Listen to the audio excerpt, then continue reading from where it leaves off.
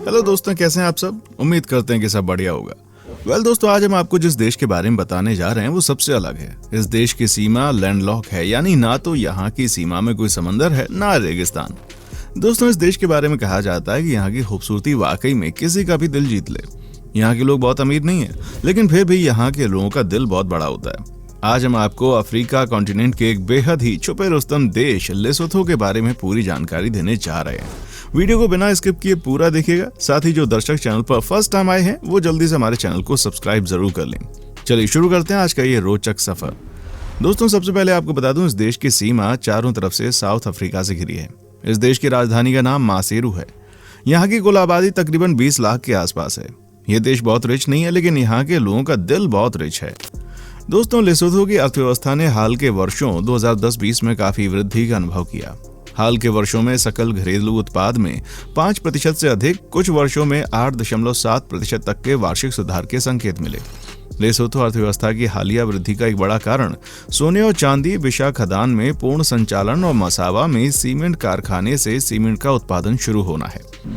देश में कोई मान्यता प्राप्त आधिकारिक भाषा नहीं है, लेकिन देश में 3 भाषाओं को स्थानीय भाषाओं का दर्जा दिया गया है, जिनमें अरेबिक, इंग्लिश और त्रिगिनिया। इस देश की विभिन्न क्षेत्रीय भाषाएं, इनमें त्रिगिनिया, बेजा, कुनमा, साहो प्रमुख है। इसके अलावा लेसोथो भाषा का भी प्रयोग कहीं ना कहीं होता है। दोस्तों, 24 मई साल 1991 को लेसोथो ने इथियोपिया से स्वतंत्रता प्राप्त की। इस कारण से ये दिन राष्ट्र के दृष्टिकोण से काफी महत्वपूर्ण है। आपको जानकर हैरानी होगी, इस देश की सत्ता केवल एक पार्टी के हाथों में, क्योंकि ये देश चीन की तरह एकल दल पर आधारित है। इस देश में केवल एक ही पार्टी को कानूनी मान्यता प्राप्त है। हालांकि साल 1997 में संविधान संशोधन करके बहुदलीय राजनीति को अस्तित्व में लाया गया, लेकिन ये संशोधन केवल कागजी ही हुआ। रियल में अभी भी इस देश में एक ही पार्टी की सत्ता है। इस देश में विपक्षी पार्टी का कोई नामो निशान नहीं है।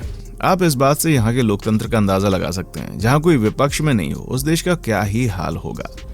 दोस्तों, डू यू नो, एक रिसर्च के अनुसार साल 2010 तक लेसोथो की कुल जनसंख्या 62.9% ईसाई धर्म, 36.6% इस्लाम और 0.4% लोगों ने लोक धर्म को माना। ईसाई धर्म के सबसे प्रचलित सबसे पुराना धर्म है यहाँ। पहला ईसाई चर्च डेब्रे सिन 4वीं शताब्दी के दौरान बनाया गया। यहाँ के लोगों की अगर पढ़ाई लिखाई की बात करें तो लेसोथो में कुल वयस्क साक्षरता दर है 76.6%। 15 से 24 वर्ष के युवाओं में साक्षरता दर है 93.3%। लेसोथो में लगभग 824 स्कूल और 2 यूनिवर्सिटी हैं। इस देश में शिक्षा आधिकारिक तौर पर 6 से 13 वर्ष की आयु के बच्चों के लिए अनिवार्य है। इस देश के स्कूल में 70% से 90% बच्चे प्राथमिक स्कूल, 61% बच्चे माध्यमिक स्कूल जाते हैं। इस देश के स्कूल में छात्र शिक्षक का अनुपात उच्च है। अगर आंकड़ों पर नजर डाली जाए तो प्राथमिक स्कूल में यह अनुपात 45.1 और माध्यमिक स्कूल में 54.1 है। यहाँ के लोग अपने विकास के लिए शिक्षा पर बहुत ध्यान देते हैं, जिससे खुद का और देश का विकास हो सके। दोस्तों, हमें इस देश से कुछ सीखना चाहिए।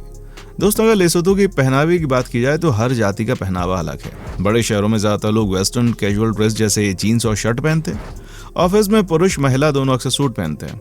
इस देश के पारंपरिक कपड़ों की बात करें तो महिलाओं के लिए जुरिया नामक चमकीले सफेद गाउन होते हैं। पुरुषों के लिए सफेद पैंट के साथ एक सफेद शर्ट होती है। इस देश के मुस्लिम समुदाय की महिलाएं पारंपरिक रूप से चमकीले रंग के कपड़े पहनना पसंद करती हैं। यहाँ के लोगों में सबसे खास बात यह है कि ये लोग बहुत ही मेहनती होते हैं। रोजगार की सीमित अवसर होते हुए भी ये लोग अपनी मेहनत के दम पर अपना जीवन यापन करते हैं। यहाँ के लोग कभी भी खाली नहीं बैठते, कोई ना कोई काम करते हुए आपको मिल जाएंगे। यहाँ मैक्सिमम लोग खेती से जुड़े काम करते हैं। ये लोग डेयरी फार्म चलाते हैं, जिससे गाय, भैंस और बकरी पलती है। दोस्तों, लेसोथो का सबसे ऊंचा पर्वत लेसोथो सोरा है, जिसकी समुद्र तल से ऊंचाई 3018 मीटर है।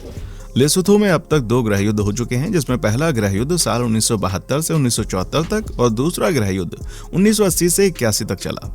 आपको पता है कि इस देश में पुरुष को 2 शादी करना अनिवार्य है? अगर नहीं तो हम बता देते हैं। आप हैरान हो जाएंगे, लेसोथो में पुरुष को 2 शादी करना अनिवार्य होता है। अगर कोई पुरुष शादी करने या 2 बीवियां रखने से इनकार करते तो उसके खिलाफ कड़ी कार्रवाई होती है। अगर कोई 2 शादी करने से इनकार करता है तो उसे आजीवन जेल की सजा मिलती है। इस देश में महिलाओं की वजह से यह अनोखा कानून बनाया गया है। लेसोथो में पुरुषों से ज्यादा महिलाओं की संख्या है। लेसोथो गृह युद्ध चल रहा है, जिसकी वजह से महिलाओं की संख्या पर ज्यादा है। सबसे हैरान करने वाली बात यह है कि इस देश में महिलाओं के लिए भी कड़ा कानून है। यहाँ की महिलाएं पुरुषों से 2 शादी करने से नहीं रोक सकती। अगर उन्होंने शादी में कोई बाधा उत्पन्न की तो उनको भी जेल में डाल दिया जाएगा। दोस्तों, अगर आप वेजिटेरियन हैं तो लेसोथो में आपको बहुत मुश्किल होने वाली है। यहाँ के खान पान में मुख्य रूप से मछली और मांस की डिशेज शामिल होती हैं। यहाँ के पारंपरिक लेसोथो डिश में मसालेदार स्टू के साथ इंजेरा होता है, जिसमें अक्सर चिकन, भेड़, बकरा, मछली शामिल होते हैं। कुल मिलाकर लेसोथो के भोजन में इथियोपिया के भोजन की झलक देखने को मिलेगी। यहाँ के भोजन में आपको मक्खन, मसाले और टमाटर का उपयोग ज्यादा देखने को मिलेगा। इस देश की सबसे इंटरेस्टिंग बात यह है यहाँ के लोगों के बीच में कॉफी पीना। यहाँ के लोगों में कॉफी पीना बड़ी आम बात है। ये लोग कॉफी के बहुत बड़े दीवाने माने जाते हैं। आपको जानकर हैरानी होगी, यहाँ पर बहुत बड़े स्तर पर कॉफी समारोह मनाया जाता है। इस समारोह में सबसे खास बात यह होती है कि इसमें यहाँ के लोग अपने दोस्त और रिश्तेदारों के साथ एंजॉय करते हैं। इसमें कॉफी आपको 3 राउंड में परोसी जाती है। पहले राउंड में काढ़ा या गोल परोसा जाता है, जिसे ट्रिगिनिया कहते हैं, जिसका मतलब होता है पहला। दूसरे राउंड में कलाय परोसा जाता है, जहां पे आपको बता दूं कि कलाय का अर्थ होता है दूसरा। तीसरे और अंतिम राउंड में बेरका परोसा जाता है, इसका अर्थ होता है भाग्यवान होना। दोस्तों, ये दुनिया का एकमात्र ऐसा समारोह जो सिर्फ लेसोथो में होता है। अमेजिंग है। दोस्तों, हमारी पूरी टीम बहुत मेहनत करती है आपके लिए ऐसे रोचक और इंटरेस्टिंग वीडियोस लाने में, तो प्लीज अपना प्यार जरूर दें। दोस्तों, लेसोथो में फुटबॉल और साइकिलिंग सबसे लोकप्रिय खेल है। लेसोथो में साइकिल चलाने की एक लंबी परंपरा है और इसे पहली बार औपनिवेशिक काल के दौरान पेश किया गया। लेसोथो में साल 1946 से ही साइकिलिंग पूरे देश में प्रतिवर्ष आयोजित होती है।